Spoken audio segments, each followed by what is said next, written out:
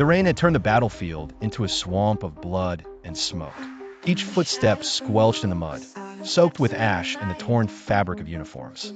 Sergeant Cale Yaron pushed forward, breath sharp, lungs burning from gunpowder and fear.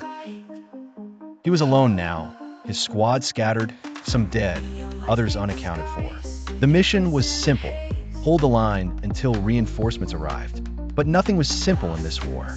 Not when the enemy was relentless. Not when they sent in him. Cale had heard the rumors. A monster of a man, over 6 feet tall, wrapped in bulletproof plating and steel gauntlets. Not a soldier, but a walking engine of destruction. They called him the Gray Giant, and he didn't use guns. He crushed men with his hands. Cale first saw him through the smoke, striding between craters, swinging a wrecked turret mount like a club. Behind him, 3 Allied bodies lay still, their rifles shattered like toothpicks. Cale ducked, heart hammering. You can't fight that. You just can't.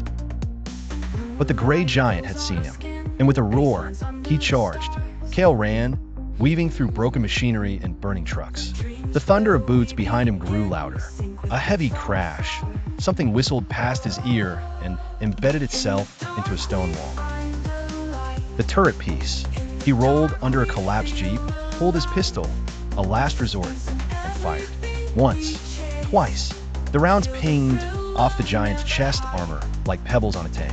A giant hand grabbed the bumper and flipped the jeep effortlessly. Cale barely rolled clear, slamming his shoulder on broken concrete. The Gray Giant stood over him now, a scarred face, dead eyes. He raised his fist, and Cale felt time slow. But just as the blow came down, something clicked. The mud beneath the giant gave way, softened by rain and fuel. His foot sank just enough.